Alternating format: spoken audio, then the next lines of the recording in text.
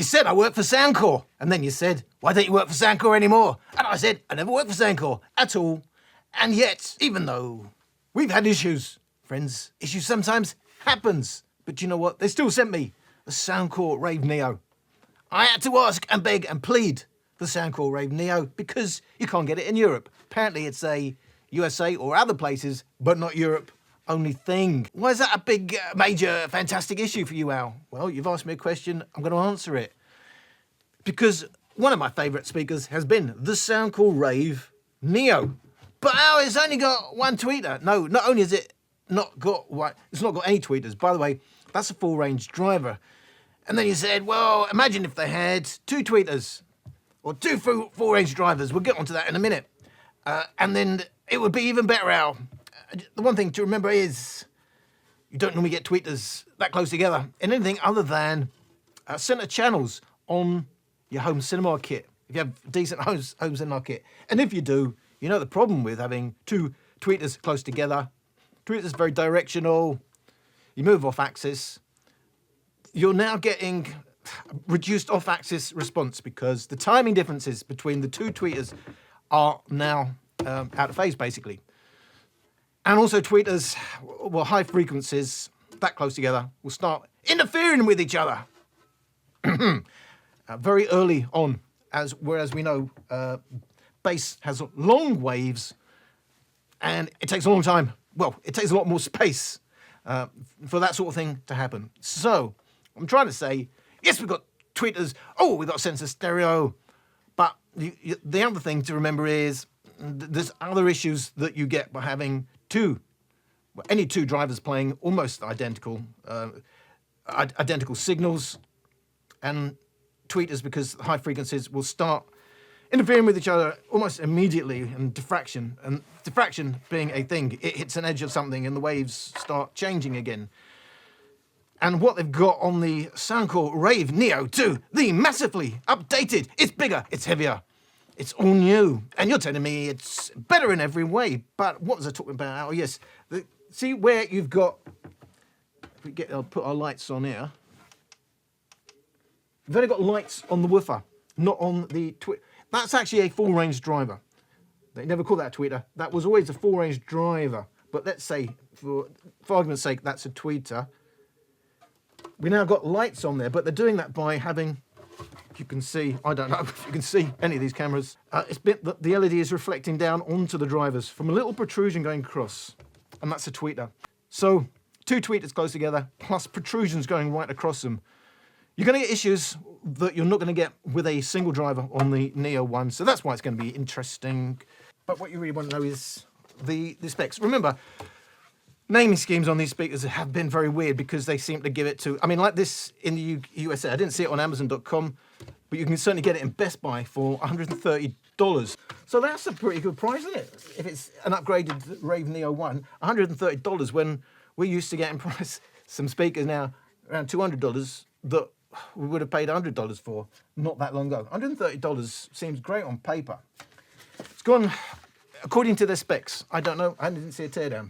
The specs say 36 watt hour battery, which is about right for that size speaker. I got excited. Calm down now. 35 watts is the actual specs. So that may have changed, but to all intents and purposes, not really going to be noticeable. So now Partycast 2 was Partycast 1. Partycast 2, unlike JBL, is backward compatible with Partycast 1. And the difference is now Partycast 2 not only supports 100 plus speakers hooked up in party mode, but you can also do stereo pairing TWS with another Rave Neo.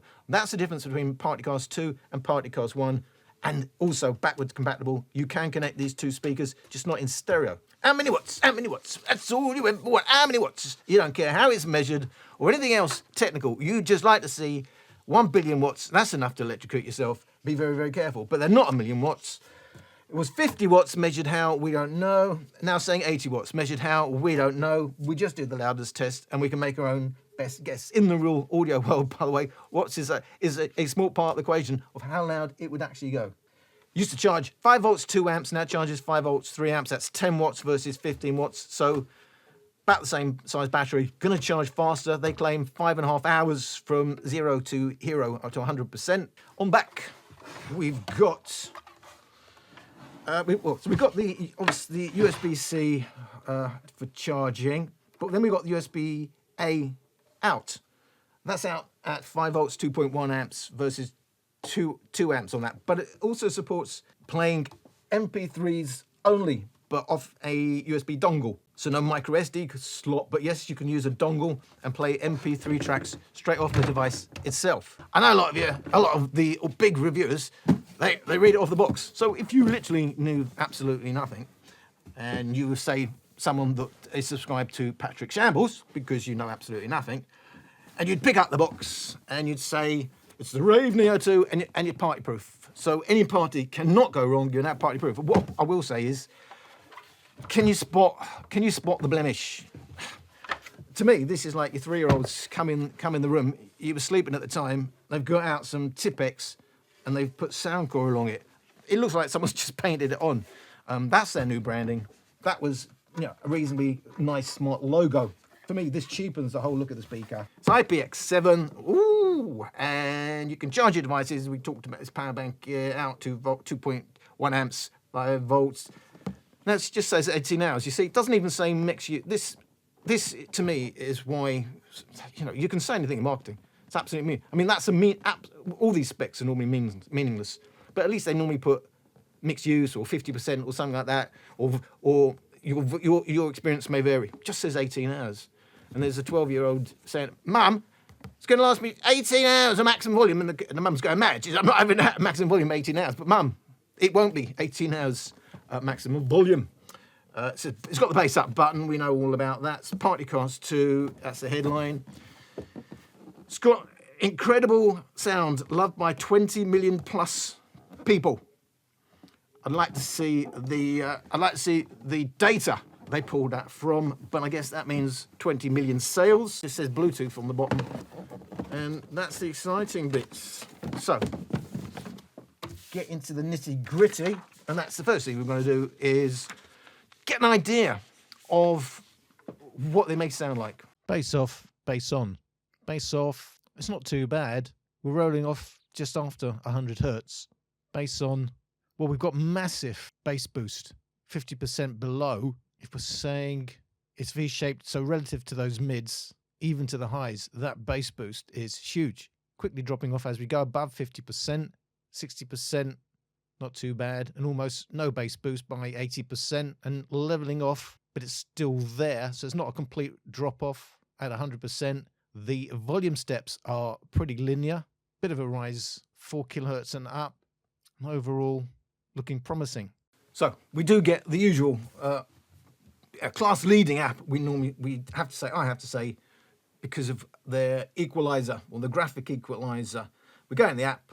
You can control your lights. You can turn Partycast on and off, obviously for connection. You can also do that on the speaker itself. You can mess around with the light DJ effects.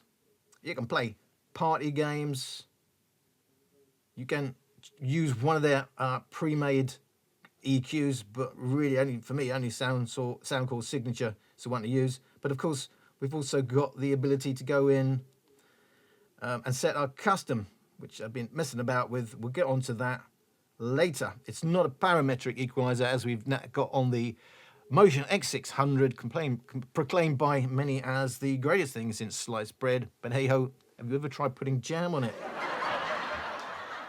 So, we'll do low volume testing. And of course, I'm looking at the speaker and I'm thinking, well, if you want to know all the changes, by the way, basically the same on top. We've got light button there, bass up, the power button there, Bluetooth there, the party add feature there, volume up, volume down, and multi-function buttons there. Basically the same. Low volume, 33% testing.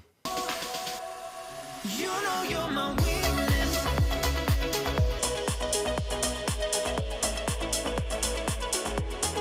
You know you're my weakness. You got me you know you're my weakness. Got me on my knees, yeah. My kryptonite, but you feel so right, girl. You got me sleepless, begging, barely breathing. My kryptonite.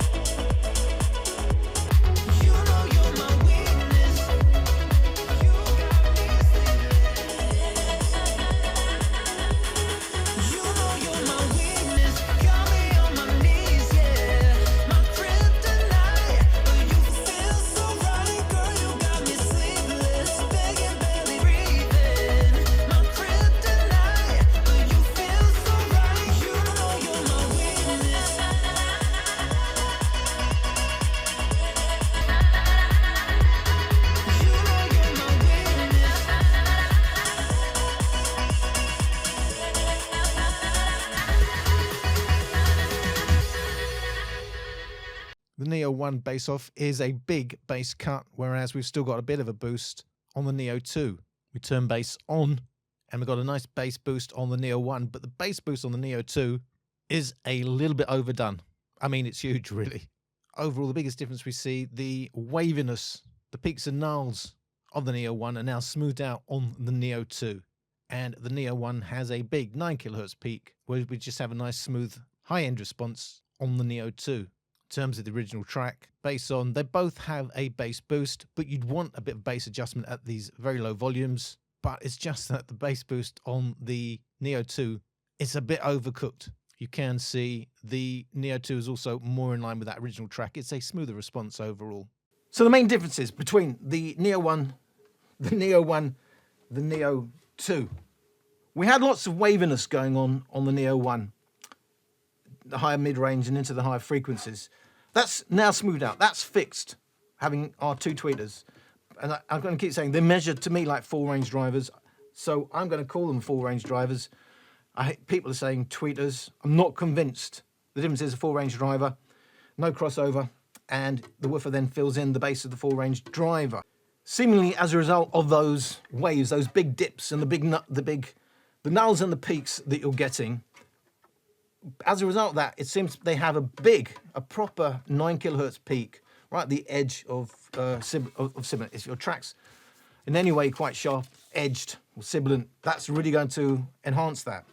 Much smoother and more accurate response, although still fizzy and a little bit gritty to me in the highs. So certainly not perfect. As I mentioned, there are issues having these this close together and having protrusions right over them. But overall, it's a smoother response. But in the tone between the two is quite different. The other big difference is how the bass button has been implemented on the Neo 1, and a lot of speakers at that time from Soundcore, the bass up was normal bass, and taking the bass up feature off meant you got a bass cut. It's different now on the Neo 2. Without the bass up on, it's basically normal bass. Basically, bass off here is like bass on the Neo 1. And that means when you've got the bass boost on at these lower volumes, and the bass boost is huge, actually, at these lower volumes compared to the higher volumes. It's way overblown. It's unusable to me, and that makes it too muddy, especially as there's no adjustment at the high end and it doesn't have that 9 kHz peak of the Neo 1. That's where the 9 kHz peak at the lower volumes actually works a little bit in its favour on the Neo 1, along with not having such a heavy bass, makes that sound a bit clearer. This is clearly digging deeper. But you can't. But with party boost on, with bass up on, it's too bass heavy. It's too muddy. Yes, that can be easily fixed in the EQ by sticking the high end up.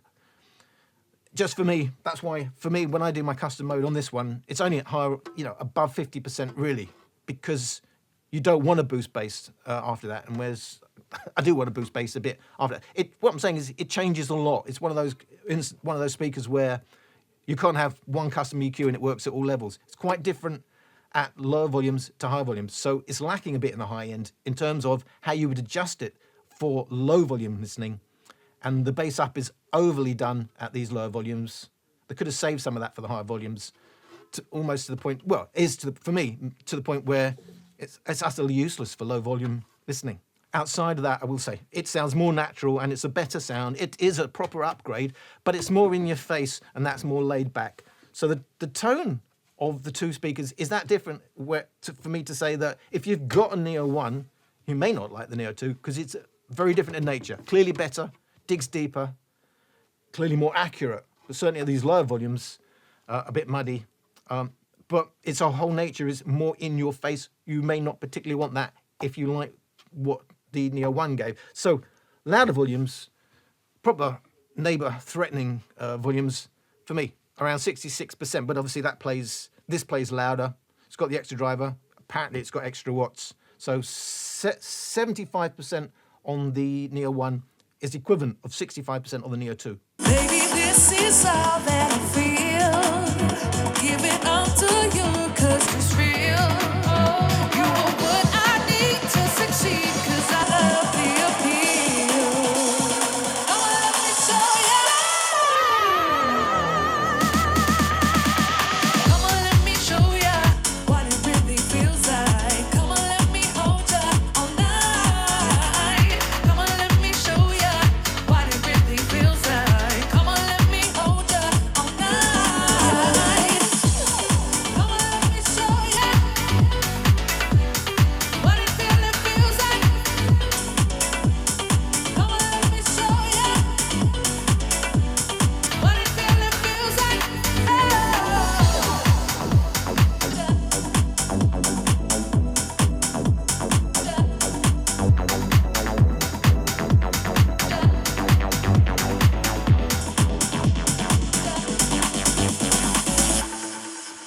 mode, we've got the signature 9 kilohertz peak of the Neo 1, along with its dips, waviness, 1 kilohertz and above, and the bigger dollop of bass now we get on the Neo 2. So we can definitively say the Neo 2 is more dynamic, it digs deeper, it's got a more accurate sound, it's got a smoother sound, but it's a more aggressive sound, it's more in your face. The Neo 1 is more laid back, and that's why I say, I just have to hesitate when I say if you've got a Neo 1, definitely upgrade to Neo 2. Is it a better speaker in every way? Yes, although I find the highs a bit gritty and not perfect. It's better than the Neo 1, but the nature of it is in your face and aggressive, and that's quite different. It's laid back and pleasant and nice and sweet on the Neo 1. But if you want a more party-like sound, but a more accurate sound at the same time, digging a bit deeper, look, it doesn't dig deep as such. This is certainly mid-bass pushed heavy. Again, seems to be the way Soundcore just changing a little bit their Soundcore signature sound, going more mids rather than deeper, so more punch rather than, you know, that rumbly bass extension, a thinner, leaner sound. And that's what I'm getting on to when I go to custom EQ. There isn't the headroom that we used to get in terms of the bass up, because it used to be normal, now it is a proper boosted. So these are subtle changes there in what I'm doing in the custom mode compared to what I used to do, because the headroom is different. Push it too much, to me, it just sounds a bit too distorted.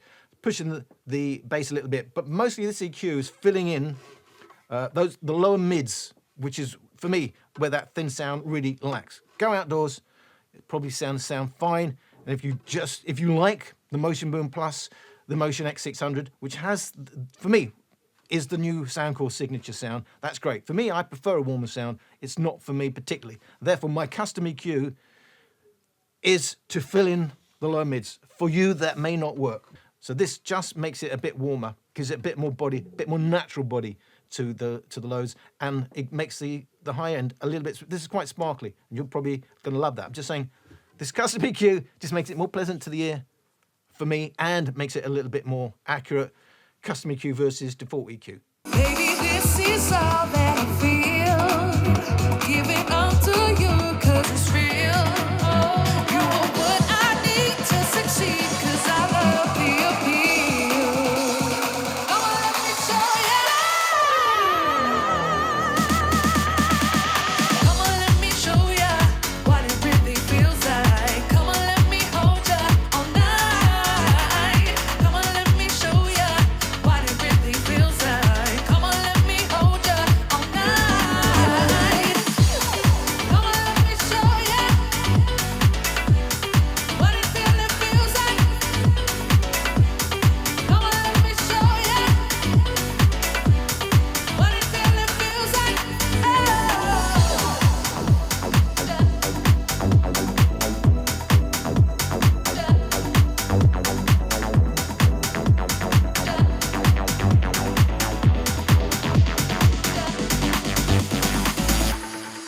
So it's not a huge difference overall, but enough to change the overall balance of the sound signature. We've filled in some of those lower mids. That helps smooth out, just by what it does to your ears, the higher end. And we've got a little bit more mid-bass push. I haven't pushed it more because there's no deep bass to be pulled out here.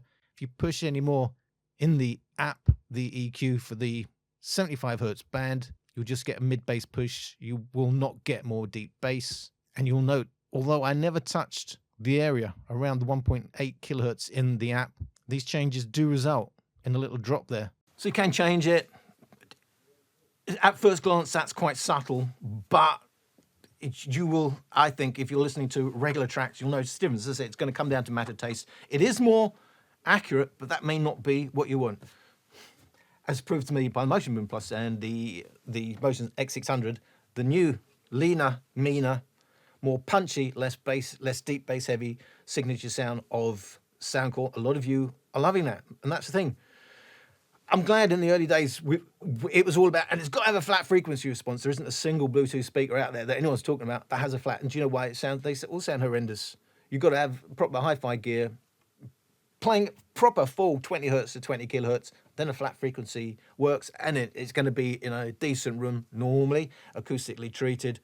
And then it's a different. It's a whole different ball game with these Bluetooth speakers. I said that in the beginning, and I was getting knocked off. They seem to have dropped away. I think there's an acceptance now. You cannot EQ these speakers flat, neutral, and actually it sound good to the ears. It's a whole different world for many reasons with these Bluetooth speakers.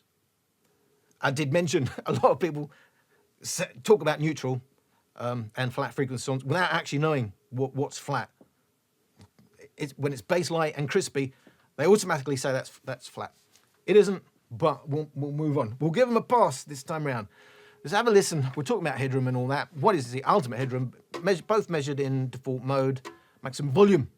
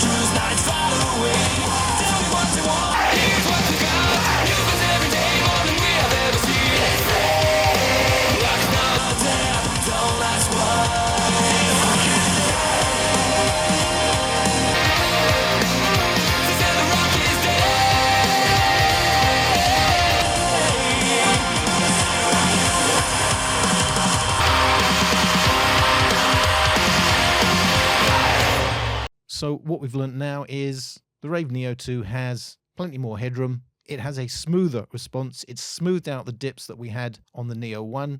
It's got a real increase in headroom for the bass, and so overall, clearly, it just goes louder. But it's doing that without the dips of the Neo 1. Ultimately, 2.3 decibels louder in this test, nearly 3.5 decibels louder in terms of peak, and we do gain 2 decibels in bass. And the winner is Soundcore, who have 20 million plus happy bunny campers should we say, or customers is probably more accurate. Didn't need me to tell you. The result of that was the Soundcore Rave Neo 2 goes the loudest. It's fixed the waviness of the Neo 1. We got a bit more bass extension. Is it a deep bass speaker? It certainly isn't. It's a mid-bass, heavy, punchy speaker. Depending on your ears, you may or may not really like that, but a lot of people seem to like it. That is seemingly the new Soundcore signature tuning. So for me, better in every way. Just know that the whole nature is different now. Aggressive, in-your-face, party-like, punchy sound. Warmer, pleasant, sweeter sound on the Rave Neo 1, but without the dynamics now of the Rave Neo 2. It's not straightforward if you had a Neo 1. I wouldn't recommend a Neo 1 now to people who don't have it at all. This is clearly better, but the shock to your ears. I always go back to like the 70s, 80s when modern amps, when there was a real upgrade in amps, and they were, from the era of like tube amps, the warm, vinyl signature sound, and then you got CD type sound with the modern amps, very aggressive in your face, quite tiring if you weren't used to it. And to me, I always in my head have that sort of difference. It takes a while to get used to, and then when you've adjusted to it, you probably wouldn't want to go back. That was the case when oldies like me went from vinyl to digital. That was the type of sound. Now, you get gear that's where they actually looking on many occasions to have a warmer type sound. And they would talk about tube-like sound, because they realize actually just because something is modern doesn't necessarily mean people are going to prefer it, even if it measures better in the specs. Talking about specs, we might as well tell you the spec. Well, I mentioned most of them just to quickly give you the headlines. Of course, this is 3 years on the Soundcore with its 4-year-olds come. I mean, it does honestly tickle me how they come up with that. I mean, they've sat there and said, well, we'll just paint it on. We had a nice logo there. Even JBL. I mean, they're not even, you can't say, well, I'm ripping off JBL. honestly, it would be a shocker if JBL came out with branding like that, and we'd say, what on earth has happened to JBL? And I have to say, what on earth were they thinking? Painting that on and making it look cheap like that. Well, I don't get it. Of course, they're both SBC codecs. It was Bluetooth 5, it's now Bluetooth 5.3. They both do stereo pairing. It was Partycast 1, it's now Partycast 2. Both got USB-C connections. They both have an auxiliary input. Woohoo! We tend to see auxiliaries more on these party-type form factor speakers. Both can be used as a power bank. But hey, we could use the Neo 1 to make phone calls. You can no longer do that on the Neo 2. There's no phoning functionality. They both got the lights, but we've now got lights over the full range. I'm calling them full range drivers. Some of you will call them tweeters. Until proven otherwise, I'm going to say they're 2 full range drivers. I didn't have lights on that, but you know, that makes for a cleaner sound. You can certainly hear that plays cleaner than that. There's a grittiness there. There's something not like those highs. It's very sizzly. It doesn't mean to say you're not going to like that. I'm just saying, to me, you can clearly hear the issues of having too close like that and then sticking a protrusion across them. Mentioned, it's gone from 50 watts to 80 watts. One of the biggest differences, 3.5 kilos. It was 3 kilos, basically, almost exactly. Both IPX7. Both can be dropped in 1 meter water for 30 minutes. And hey ho, it's really, really good and fun because they will both float and float that way. With the drivers playing up, you can actually use it that way. So, appear to be the same drivers, although that's digging deeper. Are they the same drivers? I don't know. But 100 millimeter, as far as I know, I'm trying to measure it, without taking the grid off, 100 millimeter woofers to 50 millimeter full range drivers on here that I'm saying, and only 150 millimeter full range. I mean, they actually said that, but they seem to be saying tweeters. I'm not sure unless I haven't seen the specs right, but that was certainly a full range driver, and these seem to measure the same. It's just that we've got 2 of them. We've got the passive radiators for both of them on the back. In terms of all that auxiliary, well, there was no lag, 0 milliseconds. We've now got the minimum lag, but there is some lag. In my measurements, 16 milliseconds. That could be critical to you, but no lag. I measured 0 milliseconds in auxiliary mode. So that means streaming's going to be brilliant. Oh no, it doesn't. 233 milliseconds of lag on YouTube. You know, I got to give them a thumbs up for getting it that bad on Bluetooth 5. And again, slightly better, 185 milliseconds. In the real world, for me, cutoff point is 80 milliseconds, where it's going to be just annoying how much lip sync. So we're well out of, for me, that dividing line for what is usable. And what, of course, if you can adjust the sync, you're in business anyway. I'm just letting you know off the bat, in default modes, lag is horrendous for streaming. They both have the class-leading Soundcore EQ. It doesn't have the parametric equalizer of the X600, but you do have multi-band sliders. If you want deep bass, it's not going to give you deep bass because you'll only get deeper bass below 50%, where using that bass boost is too bass heavy anyway. And then when you take bass off, you're getting normal bass, which is peaking around 90 hertz, 80, 90 hertz. It's not really a deep bass speaker. I get no sense of deep bass because there's a big mid bass push anyway. It's drowning it out. So for me, this is another new Soundcore tuning where it's mid bass push, makes it punchy. A lot of people are going to like that. But for the likes of me that like a warmer, deeper bass sound, that was a disappointment, along with it being more in your face. So is it better? Yes. Once I got used to the differences, it's more enjoyable. But I do like a laid back sound. That's why I like the Neo 1. But the Neo 2 does show up the Neo 1 in terms of, you know, a more accurate sound, a more fun sound. You know, that's the thing. I guess more fun, maybe more multi-genre, please. But no, there's so many issues. Yes, you can mess about in the custom EQ, but there's that 9 kilohertz peak, and because of the dips, you're going to have to have unnatural boosts at the high end to bring the best out of it, to overcome those dips. Unless you bring all the sliders down, then you've got other problems because it'll lift peaks. Anyway, so there you go. Soundcore did send it to me. I'm not going to say it entirely without some backwards and forwards.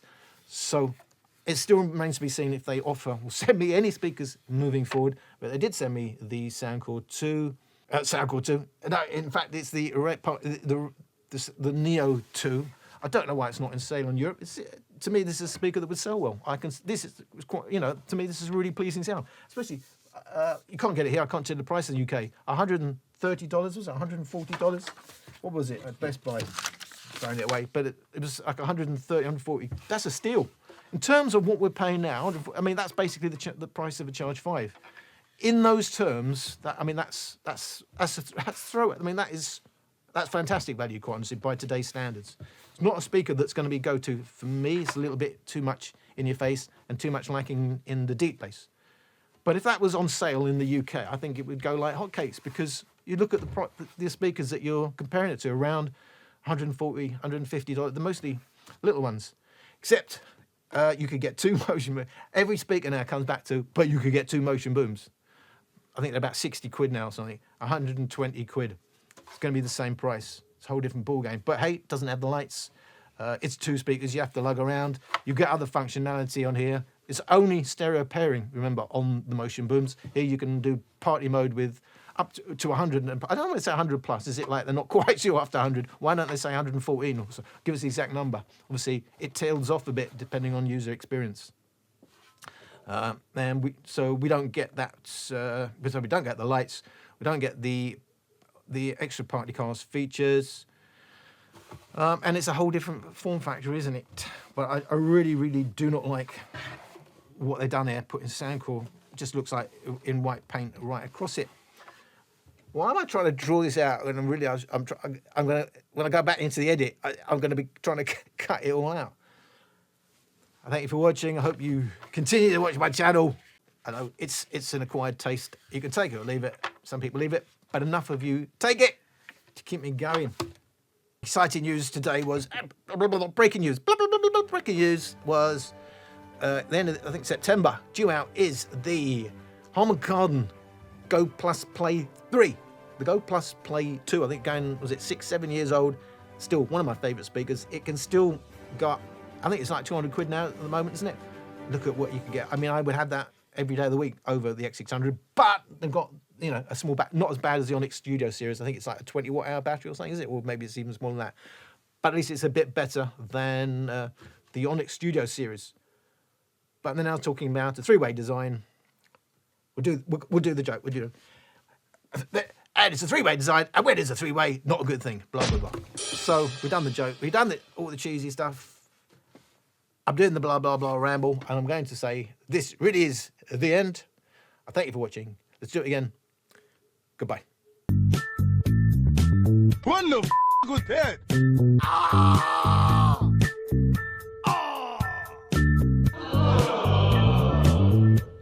It comes from China. My speaker's got deep bass, balanced mids, and a bright high. Yes, mine sounds exactly the same.